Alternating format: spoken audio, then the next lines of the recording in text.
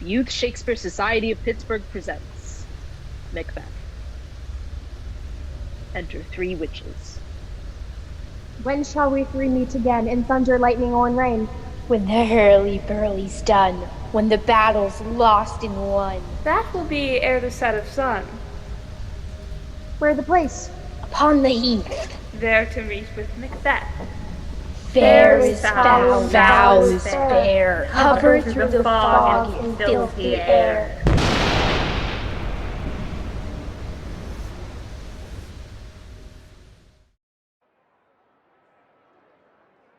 Enter Duncan, the king, and his son Malcolm. Hail, brave friend! Say to the king the knowledge of the broil as thou didst leave it. Who comes here? The worthy Thane of Ross. When a haste looks through his eyes, so should he look that seems to speak things strange. God save the king! Whence camest thou, worthy Thane? From Fife, great king, where Norway himself, with terrible numbers, assisted by that most disloyal traitor, the Thane of Cawdor, began a dismal conflict, till that Bellona's bridegroom, Laughton Proof, confronted him, and to conclude, the victory fell on us. Great happiness! That now Sweno, the Norway's king, craves composition, nor will we deign him burial of his men till he disbursed at St. Colm's Inch $10,000 to our general use. No more that Thane of Cawdor shall deceive our bosom interest. Go pronounce his present death, and with his former title, greet Macbeth. I'll see it done. What he hath lost, noble Macbeth hath won.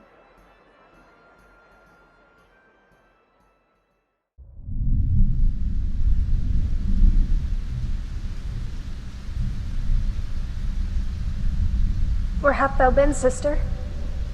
Killing swine. Sister, where thou? A sailor's wife had chestnuts in her lap, and munched and munched and munched. Give me, quoth I, Aroint thee, witch, the rump-fed Runnion cries.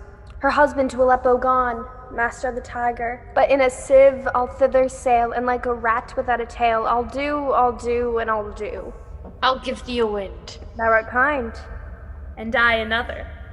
I myself have all the other, and the very ports they blow, all the quarters that they know in the shipman's card. I will drain him dry as hay. Sleep shall neither night nor day hang upon his penthouse lid. He shall live a man forbid.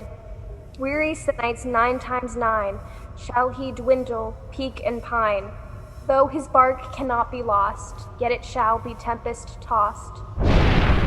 Look what I have. Show me, show me. Here I have a pilot's thumb, wrecked as homeward he did come. A drum, Macbeth doth come. The weird sisters, hand in hand, posters of the sea and land, thus do go about, thrice to thine and thrice to mine, thrice again to make up 9. Peace, the charm's wound up. Macbeth and his friend Banquo enter. So foul and fair a day I have not seen. How far is cold before us?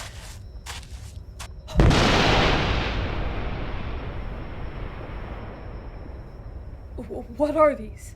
So withered and so wild in their attire, that look not like the inhabitants of the earth, and yet are on it. Live you? Or are you aught that man may question?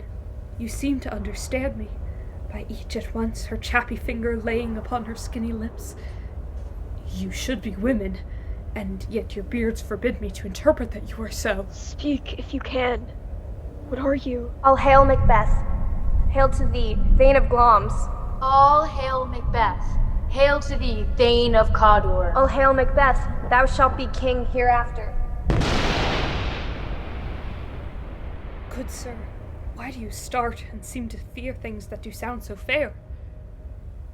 In the name of truth, are ye fantastical, or that indeed which outwardly ye show? My noble partner you greet with present grace and great prediction of noble having, and of royal hope that he seems rapt withal. To me you speak not. If you can look into the seeds of time, and say which grain will grow and which will not, speak then to me, who neither beg nor fear your favors nor your hate. Hail. Hail. Hail. Lesser than Macbeth and greater. Not so happy, yet much happier. Thou shalt get kings, though thou be none. So all hail Macbeth and Banquo. Banquo and Macbeth, all hail. Stay, you imperfect speakers, tell me more. By Sidon's death, I know I am Thane of Glamis. But how of Cawdor? The Thane of Cawdor lives, a prosperous gentleman. And to be king stands not within the prospect of belief, no more than to be Cawdor. Say from whence you owe this strange intelligence, or why upon this blasted heath you stop our way with such prophetic greeting. Speak, I charge you.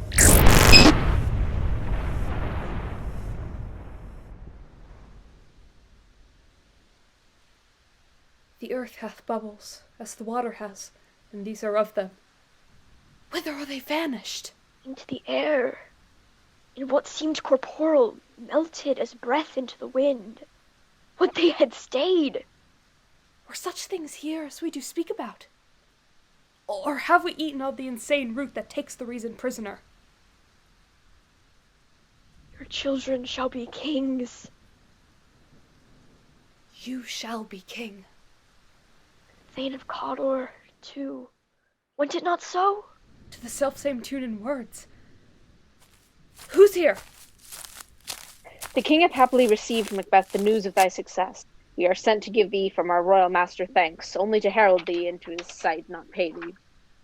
And for an earnest of a greater honour, he bade me from him call thee Thane of Cawdor, in which addition, hail, most worthy Thane, for it is thine. What, can the devil speak true? The Thane of Cawdor lives. Why do you dress me in borrowed robes? Who was the Thane lives yet, but under heavy judgment bears that life which he deserves to lose. He laboured in his country's wreck, but treason's capital, confessed and proved, have overthrown him. Glamis and Thane of Cawdor, the greatest is behind. Thank you for your pains. Do you not hope your children shall be kings when those that gave the Thane of Cawdor to me promise no less to them?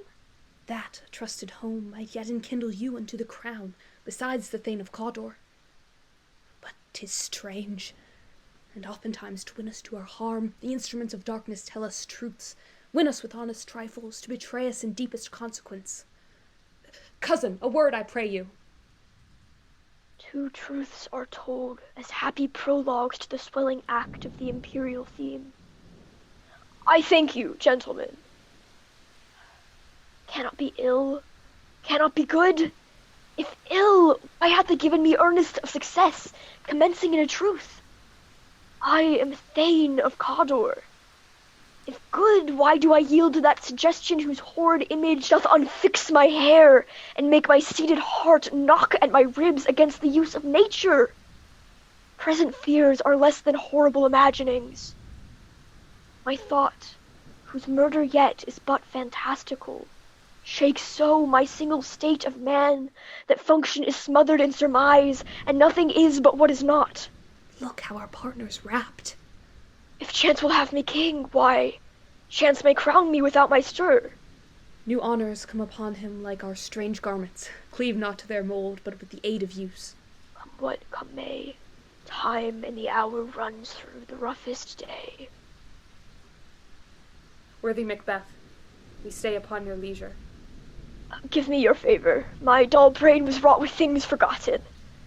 A kind gentleman, your pains are registered where every day I turn the leaf to read them. Let us toward the king. Think upon what hath chanced, and at more time the interim having weighed it, let us speak our free hearts to each other. Very gladly. Till then, enough. Come, friends.